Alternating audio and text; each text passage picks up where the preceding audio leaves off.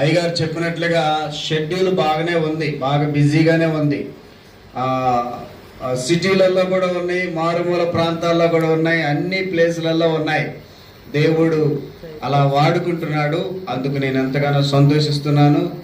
Brother కూడా ఈ ప్రాంతం ఎందుకో ఇది ఒక పెండింగ్ అయిపోయింది. ఈ ప్రాంతమును కూడా మీరు దర్శించి 4 మాటలు చెప్పాలి, దేవుని మాటలు అంటే దేవుడు మార్గం తెరిచి ఈ ప్రాంతానికి రావడం జరిగింది.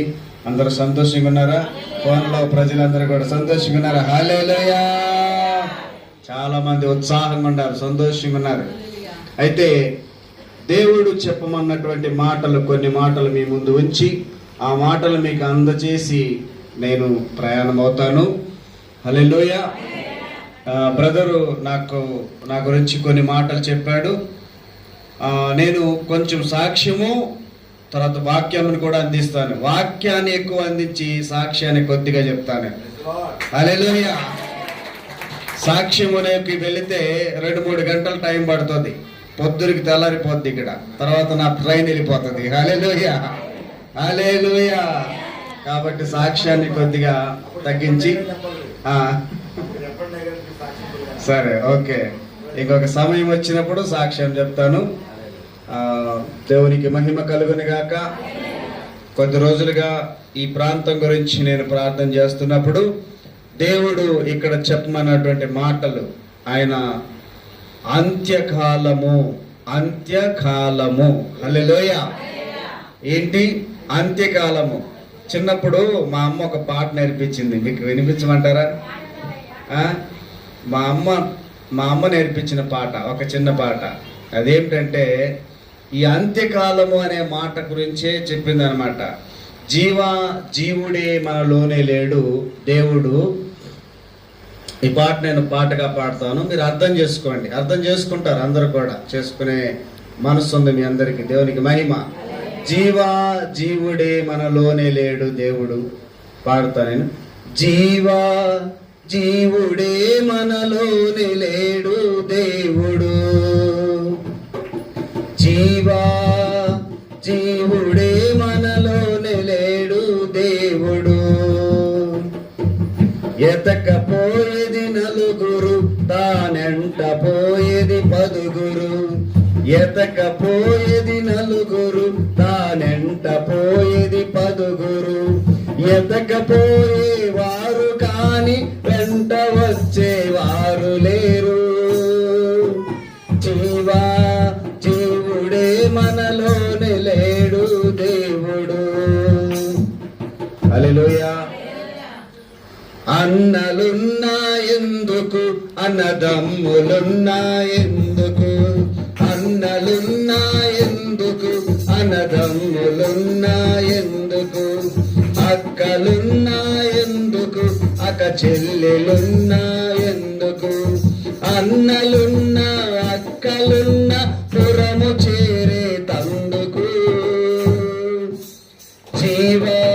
జీవుడే మనలోనే లేడు దేవుడు. జీవుడే మనలోనే లేడు దేవుడు. హల్లెలూయా! ఈ పాట మీకు ఏమర్థమైంది? అర్థమైందా? కొంతమందికి 4, తానెంట పోయేది 10 మంది. ఏదో ఒక రోజు మనందరం కూడా కాటికి పోవాల్సిన వారమే, అవునా కాదా? పోనీ ఇక్కడే ఉంటానన్న వాళ్ళు చేతులు ఎత్తండి ఒకసారి. ఉండరా? ఎవరు ఉండరు. చిన్నపిల్లల నుంచి పెద్దవాళ్ళ వరకు అందరం కూడా ఒకరోజు పోయే వాళ్ళమే. అయితే దేవుడు అంత్యకాలం అంటే చివరి రోజులు. ఇప్పుడు మనం గడుపుతున్నటువంటి రోజులు చివరి రోజులు. ఎవరికి చివరి రోజులు? పిల్లలకా, పెద్దలకా, నీకా, నాకా, లేకపోతే ఈ గ్రామానికా, ఈ రాష్ట్రానికా, ఈ దేశానికా, ఈ ప్రపంచానికా? దేనికి అంత్యకాలము? హల్లెలూయా! మొదటిగా చూద్దాం, దేశం నుంచి, ప్రపంచం నుంచి చూద్దాం. ప్రపంచ దేశాలు ఉన్నాయి కదా, 280 దేశాలు ప్రపంచంలో ఉన్నాయి. 280 దేశాలు. ఇప్పటికే చాలా దేశాల్లో మనం పరిస్థితులు చూస్తుంటే ఒక దేశం మీద ఒక దేశం మనకి ఒకే గొడవలు. హల్లెలూయా. మీకు అమెరికా తెలుసా అండి? తెలుసా? విన్నారా పేరు? పెద్దన్న పేరు విన్నారా? ఏంటి పెద్దన్న పేరు? పెద్దన్న అంటారు ఆయన పేరు. ట్రంప్, డొనాల్డ్ ట్రంప్ అంటారు ఆయన. ట్రంప్ ఆయన కంపు చేస్తున్నాడు ఇప్పుడు ప్రపంచం అంతా. హల్లెలూయా. కంపు చేస్తున్నాడు. పెద్దన్న కదా అమెరికా ఆయన. అయితే ఆయన పెద్దన్న కాబట్టి నేను ఏం చెప్పినా చెల్లుతుందని ఒక్కొక్కసారి ఆయన చెప్తా ఉంటాడు అన్ని దేశాలకి. వినరు. మన ఇంట్లో మన పిల్లలే మనం చెప్తే వినరు. అటువంటిది ఆయన ఈ గొడవలు పడుతున్నటువంటి దేశాల మధ్య ఏదో మంచి చేయాలనుకొని ఆ దేశానికి పోయి ఏదో చెప్పాడు. వాళ్ళు వ్యతిరేకించి ఆ గొడవ మేము ఆపమంటున్నారు. మేము ఆపము ఆ గొడవ, మేము చేసుకుంటూనే ఉంటాం. ఆ దేశం మీదకి ఈ దేశం కొట్లాడబడుతూనే ఉంటాం. వీటి అర్థం ఏమిటంటే, సూచనలు ఏమిటంటే అంత్యకాలము త్వరగా రాబోతుంది. హల్లెలూయా. అంత్యకాలం త్వరగా రాబోతుంది. మొదటి ప్రపంచ యుద్ధంలో చాలా లక్షల మంది చనిపోయారు. రెండవ ప్రపంచ యుద్ధం జరిగింది, అప్పుడు కూడా వేల లక్షల మంది చనిపోయారు, కొట్టుకుపోయారు మొత్తము. మూడవ ప్రపంచ యుద్ధము త్వరగా రాబోతుంది. ఇది ప్రపంచం గురించి మనం తెలుసుకున్నటువంటి సూచన. ఎందుకు? అంత్యకాలం అంటే త్వరగా మనము ఈ లోకాన్ని విడిచి వెళ్ళిపోబోతున్నాము. అయితే ఏం చేయాలి? పాస్టర్ గారు అందరూ పోతానంటున్నారు, నేను పోతాం, అందరం పోతాం, ప్రతి ఒక్కరం పోయేదే. అయితే మేమేం చేయాలి? ఏం చేయాలి? మనందరం అంత్యకాలం వస్తుంది. అంత్యకాలం త్వరగా నాశనం అయిపోతుంది. ప్రపంచాలన్నీ కూడా ఒకరి మీద ఒకరు, బైబిల్లో చెప్పినటువంటి మాట, ఆ రాజ్యాల మీద రాజ్యాలు ఉంటాయి, అక్కడక్కడ భూకంపాలు ఉంటాయి, ఒకరు కొట్టుకొని చచ్చిపోతారు, అబద్ధ ప్రవక్తలు వస్తారు. ఇలాంటి సూచనలన్నీ కూడా దేవుడు చెప్పాడు. కాబట్టి ఇవన్నీ జరుగుతూ ఉన్నాయి మన కళ్ళ ముందే. చదువుకున్న పిల్లలు ఉన్నారు, కొంతమంది ఇక్కడ యూత్ పిల్లలు, చదువుకున్న వాళ్ళు చూస్తే ఒక దేశం మీద ఒక దేశం యుద్ధాలు, అక్కడక్కడ ఈ రోగాలు. మొన్న ఒకసారి వచ్చింది కదా ఒక రోగము, పెద్ద రోగం. అది ఏ రోగం? అది కరోనా. ఎవరైనా బతికారా అండి? ఒకవేళ వాళ్ళ డబ్బు చాలా ఉంది, వాళ్ళ కాడ చాలా డబ్బు ఉంది, కోట్ల డబ్బు ఉంది, వాళ్ళ కోట్ల డబ్బు కూడా బతికించలేకపోయింది.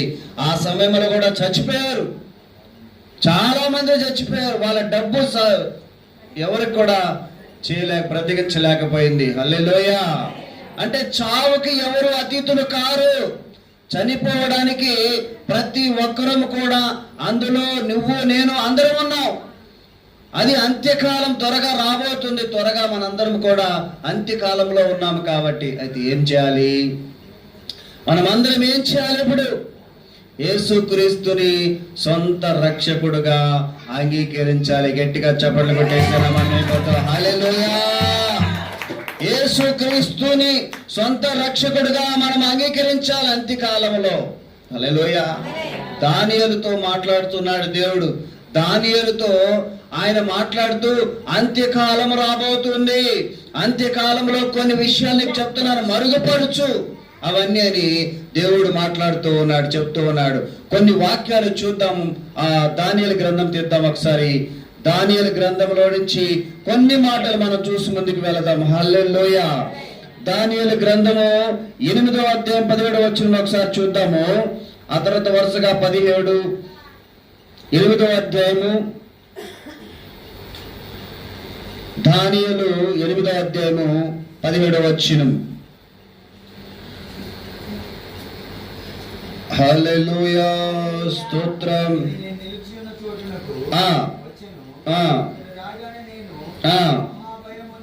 మహాభయముంది. నరపుత్రుడా, ఇది దర్శనమే. దేని గురించి అంటే అంత్యకాలముకు సంబంధించినటువంటి ఒక దర్శనం వచ్చింది. ఎవరికి? దానియేలు అనే ఒక ప్రవక్త. ఆయన దానియేలు అనే ఒక ప్రవక్త, ఆయన దర్శనం వచ్చింది. ఆయనకి దర్శనం వచ్చి అంత్యకాలం సంబంధించింది వచ్చింది. అయితే ఏం చెప్తుందో తర్వాత చదివయ్యా కొద్దిగా కిందకి. మాట్లాడుచుండగా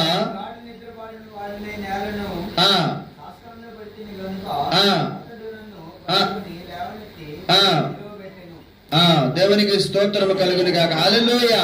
11వ అధ్యాయము 35వ వచనంలో, 11వ అధ్యాయము దానియేలు 11వ అధ్యాయం 35వ వచనంలో కూడా అక్కడ రాయబడని చూద్దాం ఒకసారి.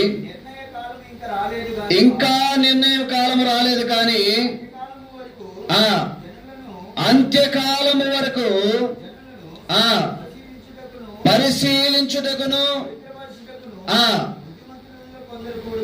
హల్లెలూయా బుద్ధిమంతులలో కొందరు కూడుదురు అని రాయబడి ఉంది. కొందరు కూడుదురు. 36వ వచనం కూడా చదువుతాం ఒకసారి. ఆ రాజు, ఇక్కడ చూడండి, ఒక రాజు, అక్కడ ఉన్నటువంటి రాజు ఇష్టానుసారముగా జరిగించి తను తానే హెచ్చించుకొనొచ్చు. చాలండి.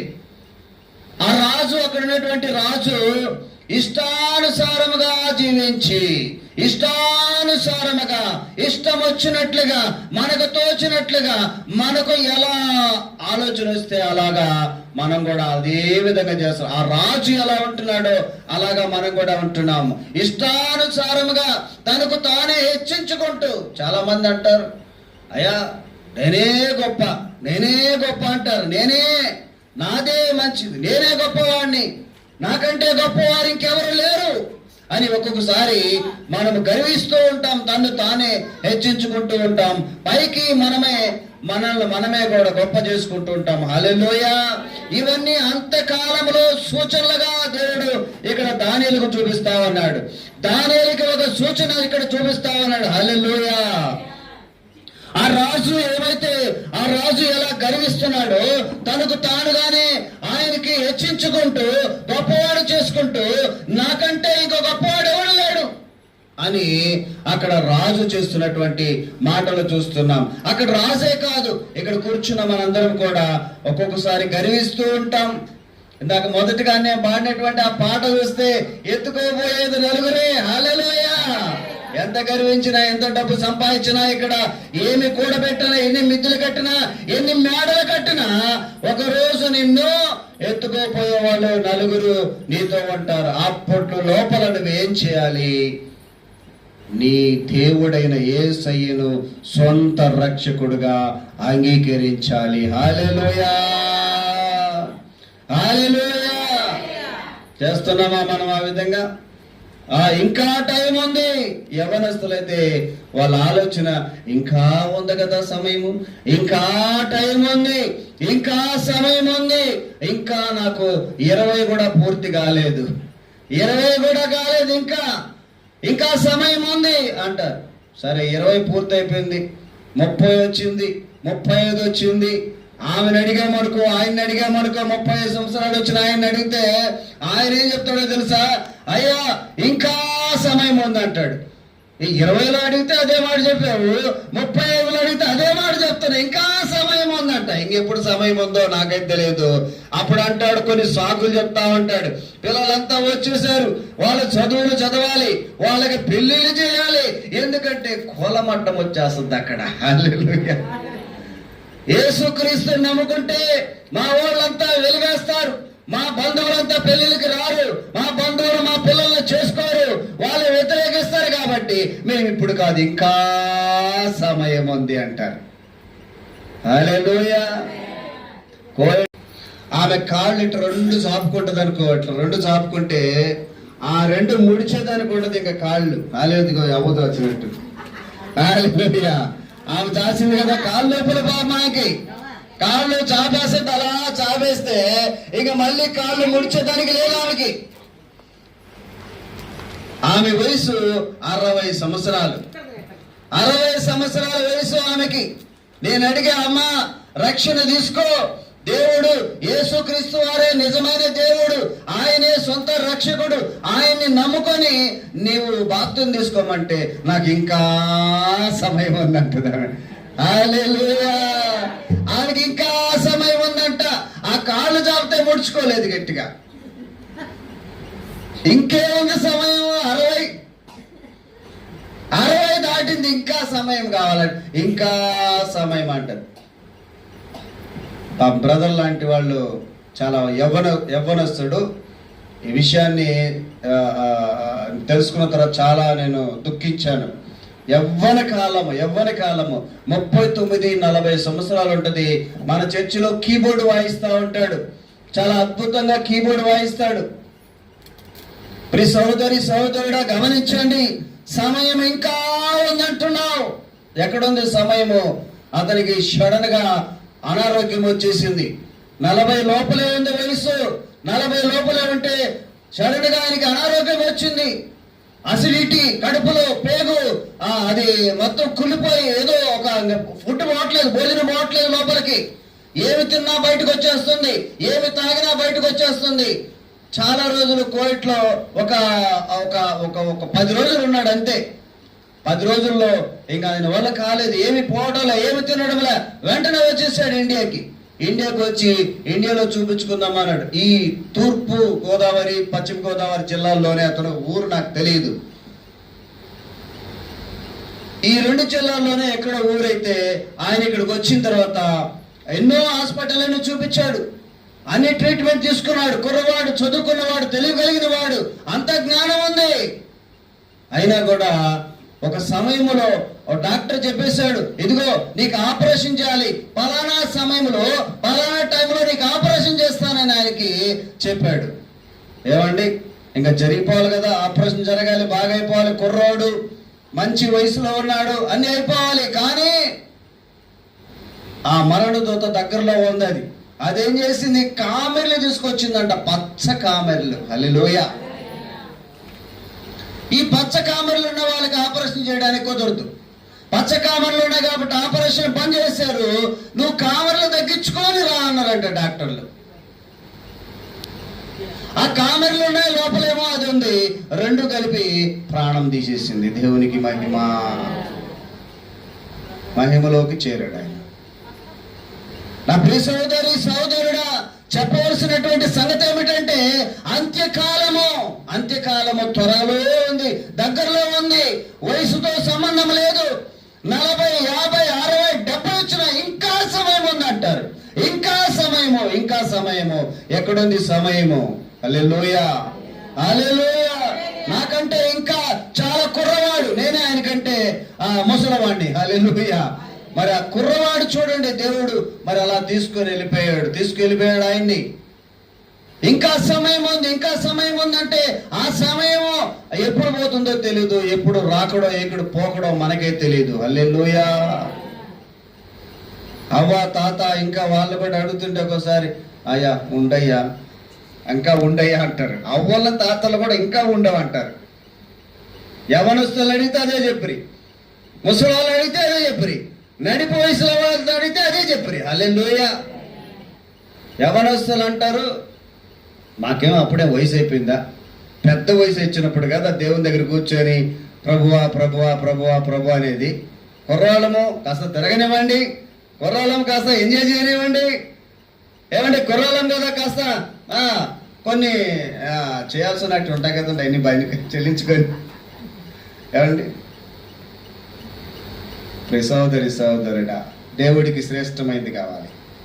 శ్రేష్టమైంది దేవుడు కోరుకునేది ఏముంది? ఒక తాటికాయ చూసారు కదా, తాటికాయ ఉంటాయి కదా, తాటికాయ మొత్తం తినేసి టెంక్ ఉంటుంది చూసారు, టెంక్ ఇస్తావా దేవునికి? నువ్వు మొత్తం తాటికాయ అంతా తినేసి టెంక్ ఉంటుంది, పీచు ఇస్తే ప్రయోజనం ఏముంది? శ్రేష్టమైంది ఇవ్వాలి దేవునికి. నువ్వు యవన కాలంలో ఉన్నప్పుడే, యవనంగా ఉడుకరే నెత్తులున్నప్పుడే 4 ఆత్మలు సంపాదించాలి. నువ్వు సేవ చేయాలి, దేవుని కోసం బతకాలి, దేవుని కోసం జీవించాలి. కానీ మొత్తం అయిపోయినాక చివరిగా ఏ కాలో ఏ చెయ్యో ఏదో ఒకటి పడిపోయిన తర్వాత అప్పుడు ఏం పని చేయలేం కాబట్టి, ఎక్కడ తిరగలేం కాబట్టి, అప్పుడు దేవుని కోసం ఏమండి, అప్పుడు వస్తాం దేవుని కోసం. ఒక ఆమె అలా తీసుకొచ్చిందంట ఆ కొడుకుని, అయ్యా నా కొడుకుని దేవునికి ఇచ్చేయాలనుకుంటానంట. ఏమ్మా ఏంటి విషయాలు? బాగానే ఉన్నాడు కదా. 2 కొడుకులు ఉన్నారు. ఒక కొడుకు ఏమో బాగా చదువుకుంటున్నాడు, మంచిగా చదివిస్తుంది, వాడిని మాత్రం మీటింగ్లే. వాడు బాగా చదువుకుంటున్నాడు కదా, మంచివాడు కదా, బుద్ధిమంతుడు కదా. ఇంకొకడు బడుద్దాయి, రోజు ఇంట్లో కొడవలు తీసుకొస్తాడంట, రోజు బయటికి పోయి తాగేసి వస్తాడంట. వాడిని తీసుకొచ్చిస్తుందంట దేవుని కోసం. ఏమండి? దేవుని కోసం ఎవరివ్వాలి? మంచిగా ఉండేవాడిని ఇవ్వచ్చు కదా. దేవుని కోసం మంచిగా ఉండేవాడు, బాగా చదువుకునేవాడు, పద్ధతిగా ఉండేవాడు, వాడిని ఇవ్వచ్చు కదా దేవునికి. వాడిని ఇవ్వదంట. ఈ పనికి మాల పనులు చేస్తూ రోజు వచ్చి ఇంట్లో తల్లిదండ్రులకి కుంపట పెడుతుంటాడు కదా, అలాంటి వాడు తీసుకొచ్చేస్తారంట. హల్లెలూయా. ఏడేం చేస్తున్నాడు వచ్చి? ఏమండి? ఏడొచ్చి ఏం చేస్తాడు ఆయన? అంత్యకాలం త్వరగా దేవుడు రాబోతున్నాడు. అందుకే మనము ఎప్పటి నుంచో చెప్తున్నారు అంటున్నారు, అంటే చెప్తున్నాం ఎప్పటి నుంచో, కానీ ఆత్మ మనం ఎన్ని రోజులు బతుకుతున్నాం? ఇందాక అయ్యగారు ఇంటికాడ ఒక మాట చెప్తా ఉన్నాడు, మనుషులకి ఆయుష్ తగ్గిపోయిందయ్యా బాగా అన్నాడు. అంతా తగ్గిపోయింది ఆయుష్ అన్నాడు. ఎట్ట తగ్గిపోయింది అంటే 40కే ముసలోళ్ళం అయిపోతున్నాము. ఏమండి? 35-40కే ముసలోళ్ళం అయిపోతున్నామంట. ఏమండి? అయిపోతున్నామా? ఇప్పుడు ఎవరు ఉండడంలా. పాతకాలంలో కొంతమంది ఉండేవాళ్ళు, 100 దాకా కూడా పోయేవాళ్ళు, 110, 120 దాకా కూడా ఉండేవాళ్ళు. ఇప్పుడు అంత ఏం లేదు, అంత లేదు. ఇప్పుడు అంతా కూడా ఆయన చెప్పినట్టే 40-45కి వచ్చే లోపల ముసలోళ్ళు అయిపోయి అసలు లోకాన్నే విడిచేస్తున్నారు. మరి మనం ఏం చేయాలి? లోకాన్ని విడిచేస్తున్నాం కదా, అంటే మన సమయం ఎప్పుడుందో, ఎప్పుడు రాకడో, ఎప్పుడు పోకడో మనకు తెలియని పరిస్థితుల్లో మనం జీవిస్తున్నప్పుడు మనము ఏం చేయాలంటే ఆయనే నిజమైన దేవుడని, సొంత రక్షకుడని ఆయన్ని నమ్మాలి. గట్టిగా చప్పట్లు పెట్టేసారా? హల్లెలూయా, హల్లెలూయా. అది మనం చేయాల్సింది. తిమోతికి రాసినటువంటి మొదటి పత్రిక 4వ అధ్యాయంలో ఉంటుంది. చూడండి ఒకసారి, 4వ అధ్యాయం 12వ వచనంలో ఒక మాట చూద్దాం. తిమోతికి రాసిన మొదటి పత్రిక 4వ అధ్యాయం 12వ వచనంలో ఇక్కడ బాగా జాగ్రత్తగా గమనించండి. మనము యవనస్తుల గురించి మాట్లాడదాం. పౌలు హెచ్చరిస్తూ ఉన్నాడు. పౌలు భక్తుడు, ఆయన ఒకప్పుడు హింసకుడు, బాధకుడు, యేసుక్రీస్తును దూషించాడు, దూషకుడుగా ఉన్నాడు. ఆయన మారు మనసు పొంది, పాప క్షమాపణ పొంది, యేసుక్రీస్తును తెలుసుకొని ఆయన కొన్ని నీతి మాటలు, నీతి వాక్యాలు చెప్తూ వచ్చున్నాడు.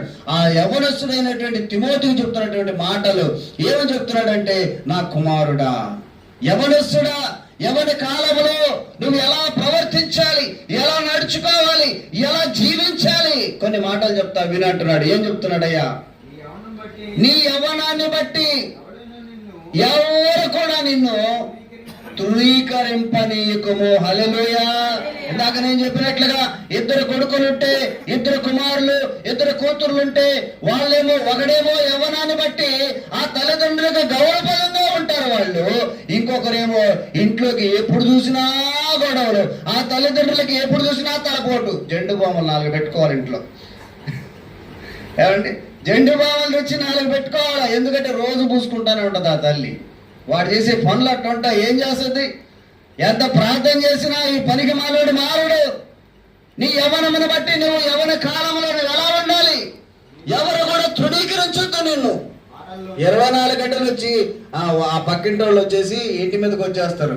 అమ్మా ఏమైందంటే, ఇప్పుడే నీ కొడుకు వచ్చి నా ఇంట్లో దూరి అన్నమంతా తినేసి వెళ్ళిపోయాడు. కొంతమంది ఇట్టేటోళ్ళు కూడా అన్నం తినే దొంగలు ఉంటారు. ఏమండి? కొంతమంది ఆడపిల్లని ఏదో ఒకటి చేస్తారు. కొంతమంది పిట్టగోడల్లో కూర్చొని వచ్చే పోయే వాళ్ళందరి మీద రాళ్ళేస్తా ఉంటారు. హల్లెలూయా. పనికి మాల పనులు చేసినప్పుడు ఆ యవ్వన కాలంలో నువ్వు తృణీకరించబడతావు. వాడు ఎదవండి, ఆమె ఎదవరా, ఆమె పనికి మాలిందంటే ఆమెని కొంతమంది మన యవ్వన కాలంలో వీళ్ళు అంటుంటాం కదా, అలాంటి రానివద్దు.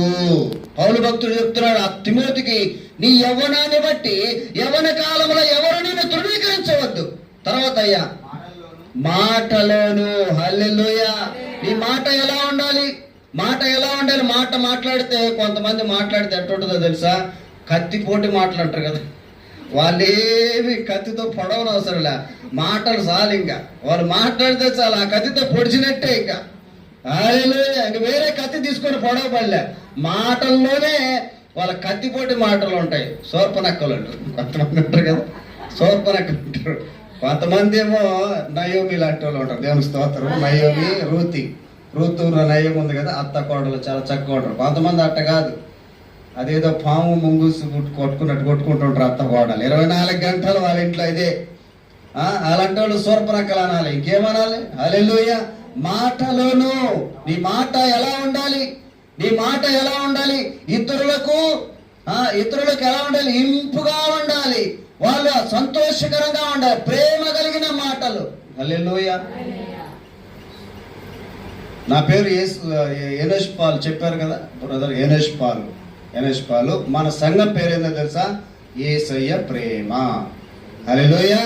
యేసయ్య ప్రేమ, జీసస్ లవ్ చర్చ్, యేసయ్య ప్రేమ సంఘము.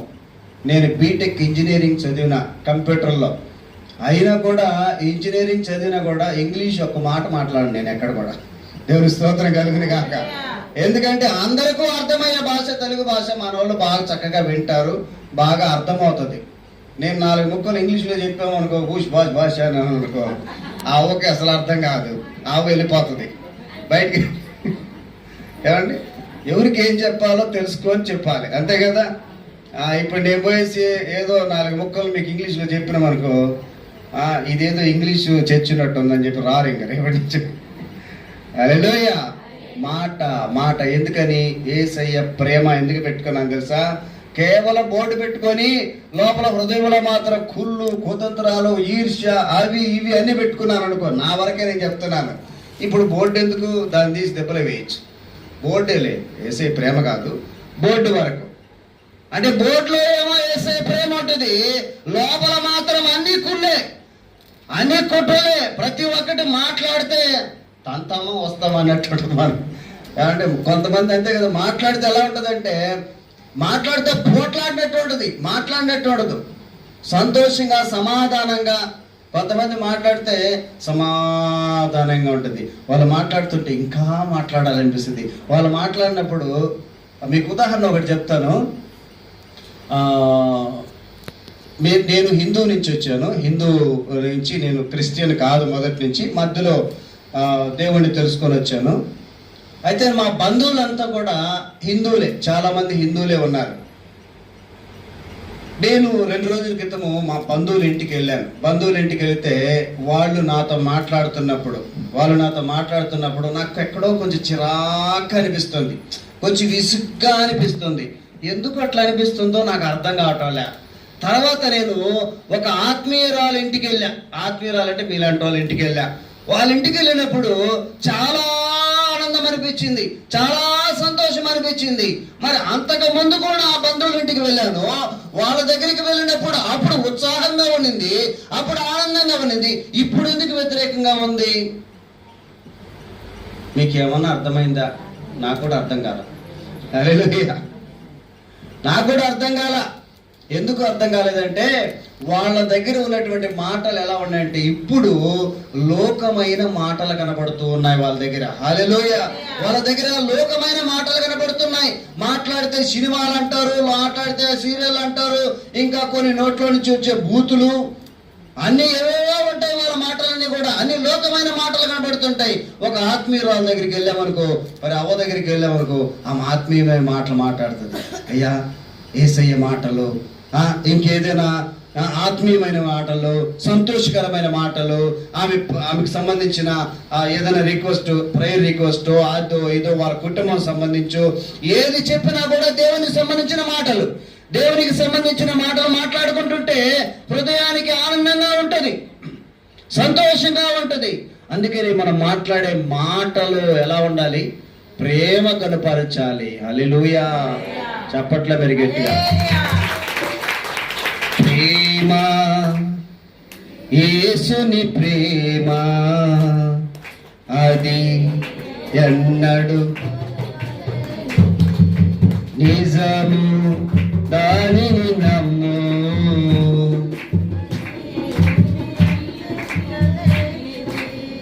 హల్లెలూయా. ఇందాక సిస్టర్ పాట పాడింది, ఎవరు తప్పుగా అనుకోకండి.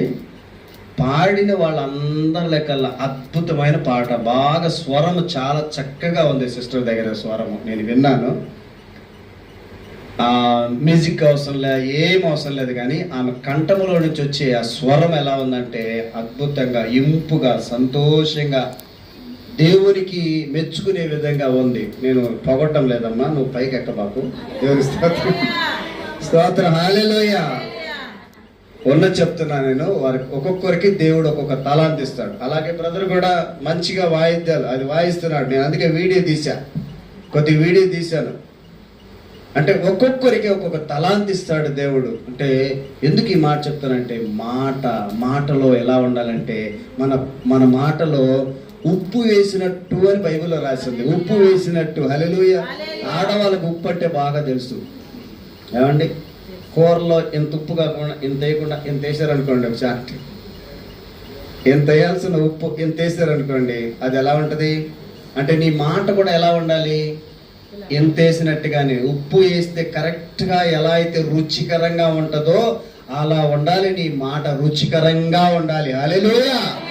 అంతేగాని ఎంత వేసి లేకపోతే అసలు వేయకుండా, ఏమంటే అసలు వేయకుండా సైలెంట్గా వేసామనుకో, ఉప్పే వేయలేదు, అసలు సప్పగా ఉంది, అట్ట కూడా ఉండకూడదు. మాట ఎలా ఉండాలి, తగినంత. మాట కూడా తగినంతగా మాట్లాడాలి. బైబిల్లో కూడా ఈ మాట ఉంది, తగినంతగానే నువ్వు మాట్లాడాలి, మితంగా మాట్లాడాలి. మూర్ఖుడు అంట వాగేస్తాడంట, ఇష్టం వచ్చినట్టు ఏదేదేదో వాగేస్తాడు. అదే తెలివి కలిగిన వాడు, జ్ఞానం కలిగిన వాడు ఏం చేస్తాడంటే మితముగా మాట్లాడతాడంట. మితముగా మాట్లాడితే, అది బైబిల్లో ఇంకొక మాట ఉంది, విస్తారమైన మాటల్లో దోషం ఉండక మానదు అని. విస్తారంగా మాట్లాడితే దాంట్లో దోషం ఖచ్చితంగా ఉంటుంది. అప్పుడప్పుడు నేను ఆడవాళ్ళకి ఇదే చెప్తుంటాను, ముసలమ్మ ముచ్చట్లు పక్కన పెట్టండి. హల్లెలూయా. ఎక్కడే ఉంటుంది చూద్దాం, అది ఎక్కడ 4:7 చూడండి ఒకసారి. 4:7 కొంచెం పెద్దగా చదివాయి, అందరికి వినపడుతుంది. అపవిత్రములైన ముసలమ్మ ముచ్చట్లు విసర్జించి, అంటే పక్కన పెట్టి, దైవ భక్తి విషయంలో, దేవుని భక్తి చేసే విషయంలో మీకు మీరే సాధకము చేసుకోమని ఉంది. సాధకం అంటే మనమే భక్తి చేసుకోవాలి. అంతేకాని ఇంకొక రోజు నువ్వు భక్తి చేయమ్మా అని చెప్పకూడదు. సమయం ఎంత అయిందయ్యా, ఇంకా హల్లెలూయా. మేము అలాగే కోయట్లో వాళ్ళకి పొద్దున్న నుంచి సాయంకాలం వరకు ఫోన్లు చేస్తూనే, అమ్మా ఈరోజు రమ్మా, ఈరోజు ఆరాధనమ్మా 10 సార్లు ఫోన్ చేయాలి మేము. భక్తి అలా ఉండకూడదండి. భక్తి మనం ఎన్నిసార్లు, అదే చిన్నప్పుడు మా నాన్న చెప్పేవాడు కొన్ని మాటలు. ఒకరు పెట్టిన గోసి పెడతారు, అప్పుడు గోసి కట్టేవాడు. ఆ గోస ఒకరు పెడితేనంట అది ఎంతసేపు ఉంటుంది, ఊడిపోద్దంట. మనం కట్టుకుంటే ఏమంటే మన గోసి గట్టి కట్టుకునే వరకు అది గట్టిగా స్ట్రాంగ్గా ఉంటుంది. ఇంకొకరు వచ్చి కట్టిపోతే ఏమవుతుంది, ఊడిపోతుంది. దారిలో పోతేనే ఊడిపోతుంది. మళ్ళీ ఇంకొకరిని పిలవాలి, రయ్యా రామ్మ పెట్టారు. దేవునికి స్తోత్రం కలుగుగా. మన భక్తి అలా ఉండకూడదు. ఎవరో పిలిచి రామ్మ చేయమ్మా, భక్తి చేయమ్మా అని ఉండకూడదు. అలా ఉండకూడదు మనం చేసే భక్తి. నీ భక్తి విషయంలో నీకు నీవే సాధకము చేసుకోవాలి. చేసుకోమని ఆ మాట మనం జాగ్రత్తగా ఉంది. పేతురు రాసినటువంటి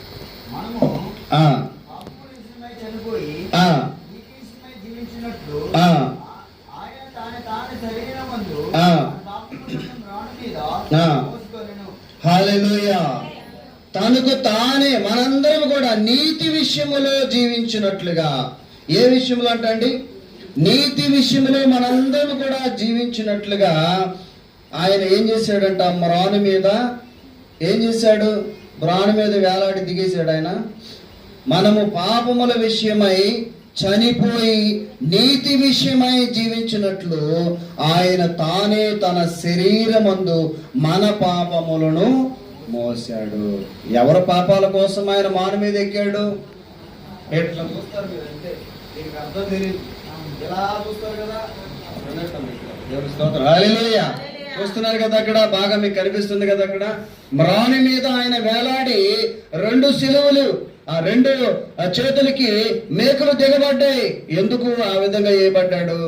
మన అందరి పాపాలు ఆ మాను మీద వేసుకున్నాడు, ఆయన మీద వేసుకున్నాడు. మనందరి పాపాలు మేమెక్కడ పాపలమయ్యా?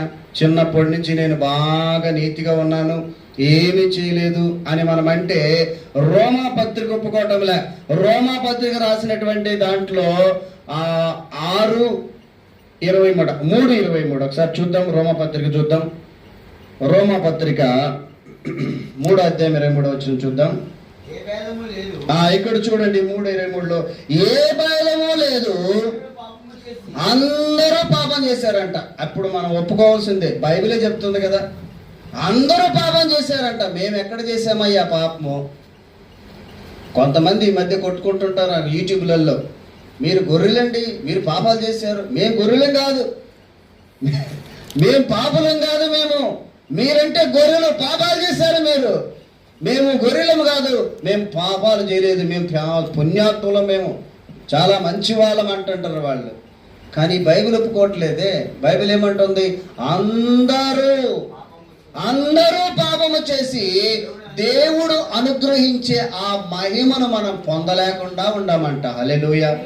ఎక్కడి నుంచి వచ్చింది పాపం అంటే మనం బైబిల్లో మొదటికి వెళ్ళిపోవాలి. ఆదాము అవ్వల నుంచి వచ్చినటువంటి పాపం ఇది. అది తరతరాలుగా మన అందరికి వచ్చింది. కాబట్టి ఇప్పుడు పేతురు గారు చెప్తున్నటువంటి మాట ఏంటంటే ఆ పాపాలన్నీ సిలువలో ఆయన వేసాడంట. మనందరి పాపాలు. ఎందుకు చనిపోవాల్సి వచ్చింది ఆయన?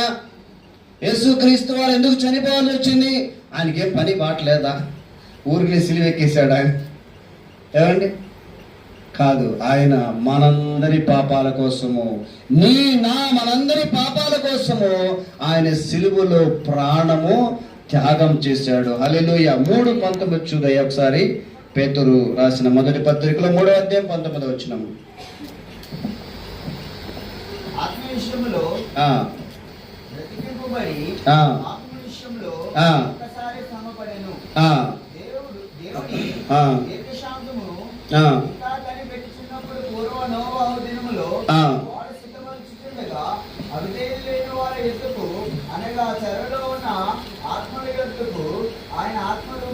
ఒకసారి మళ్ళీ చదువుదాం. దేవుని దీర్ఘశాంతము ఇంకా కనిపెట్టుచుండినప్పుడు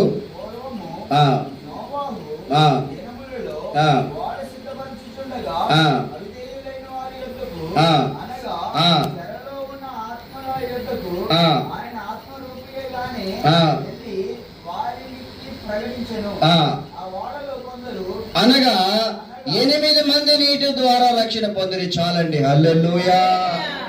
ఒకసారి గట్టిగా మరొకసారి చెప్తాం. హల్లెలూయా. మొట్టమొదటిగా బాప్తిజం తీసుకున్న వాళ్ళు ఎవరంటే 8 మంది. మొట్టమొదటిగా బాప్తిజం ఎలా తీసుకున్నారు? ఆ నోవాకు అనే అతను ఒక ఓడ కట్టాడు. దేవుడు చెప్పిన మాట వింటూ వచ్చాడు. దేవుడు చెప్పిన మాట విన్నాడు కాబట్టి ఓడ కట్టాడు.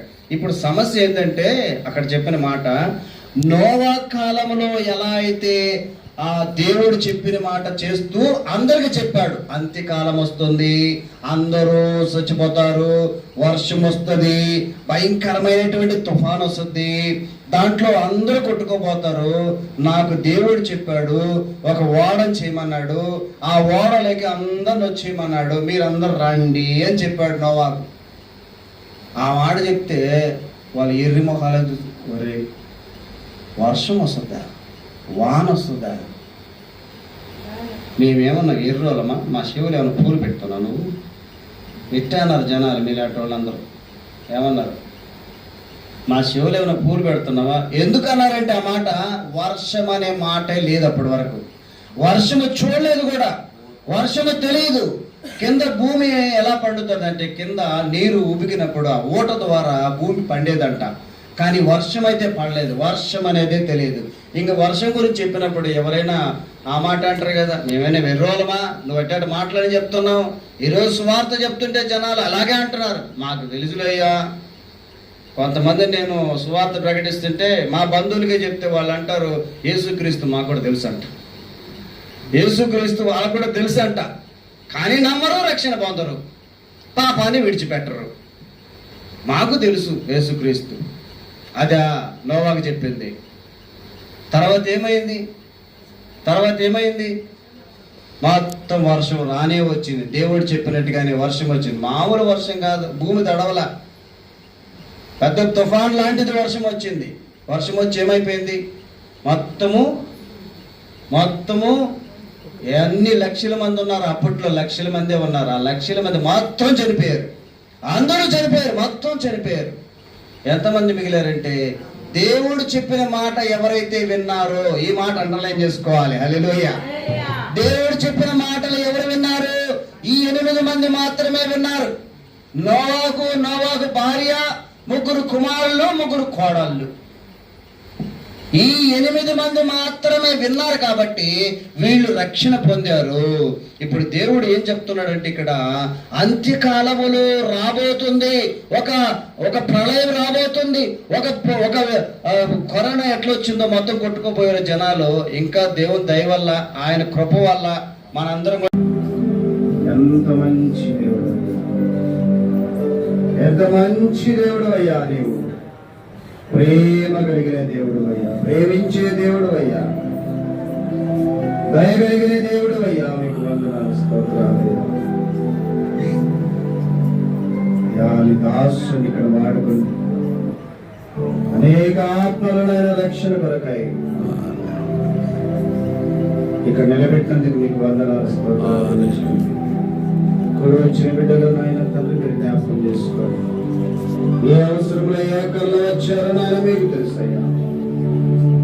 అయ్యా, ఏ అక్కర్లో నాయన, ఏ అవసరాల్లో ఉన్నారు, ఏ కష్టాల్లో ఉన్నారు, ఏ బాధలో ఉన్నారు, ఏ శ్రమలో ఉన్నారు, ఏ కట్లగుండా ఉన్నారు, బంధకాల్లో ఉన్నారు, మీరు ఎరిగిన దేవుడు అయినావు. శక్తి కలిగిన నామములో ఇప్పుడే నాయన తండ్రి ప్రతి కట్ల నుంచి విడుదల కలుగునుగాకయ్యా, ప్రతి బంధకాల నుంచి విడుదల కలుగునుగాకయ్యా, ప్రతి ఒక్క కన్నీరు తుడవబడునుగాకయ్యా. నీకు వందనాలు, స్తోత్రాలు చెల్లించుకుంటున్నాను.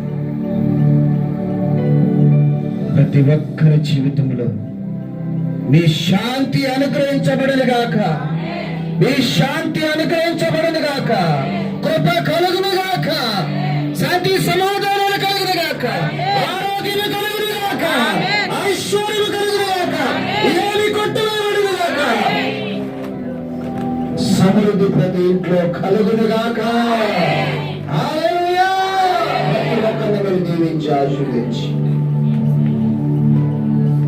మీరు తోడుగా ఉండమని, ఏ కుటుంబంలో ఏ ఇబ్బందులు ఉన్నాయో వాటన్నిటిని యేసు నామములో ఆనవేటుగా జరుగునుగాక. మీకు వందనాలు, స్తోత్రాలు చెల్లించుకుంటాను. కూడా వచ్చిన బిడ్డలందరినీ నీ చేతికి చెప్తున్నాను ప్రభా. మీరు ఎక్కల చాటున భద్రపరుచుకుని సంఘాన్ని, సంఘ క్షేమాన్ని మీరు దయచేయమని, ఈ దాసుని కూడా జ్ఞాపకం చేసుకోమని, నజరేయుడు సజీవుడైన యేసు పరిశుద్ధ నామములో అడిగి వేడుకుంటున్నాను నా ప్రియ పరలోకపు తండ్రి. ఆమేన్, ఆమేన్. అందరం చేతులు పైకెత్తాం. మన తండ్రి దేవుడు, మన ప్రభువైన యేసుక్రీస్తునని పరిశుద్ధాత్మ కలిగిన సావాసము కూడిన మనకును, మన కుటుంబాలకును, సకల పరిశుద్ధులకును, ఈ కూటమిలో ఉన్నటువంటి ప్రతి ఒక్కరికి, ఇదిగోని దాసుడికి నాకు ఈ రాకడ అంతం వరకు తోడై నిలిచి ఉండుగాక. ఆమేన్, ఆమేన్, ఆమేన్, ఆమేన్. ప్రభు యేసు రక్తమే చేర్చుద్దాం. ప్రభు యేసు రక్తమే చేరు. సాతాను శక్తులు లయమైపోవునుగాక, లయమైపోవునుగాక. వాడి కుట్ర కుతంత్రాలు లయమైపోవునుగాక, లయమైపోవునుగాక. హోలీ స్పిరిట్ అలవా శక్తి అలవా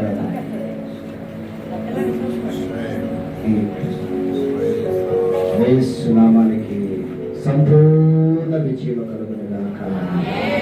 ఆమేన్, ఆమేన్, ఆమేన్. వందనాలు, శుభములు కలుగును.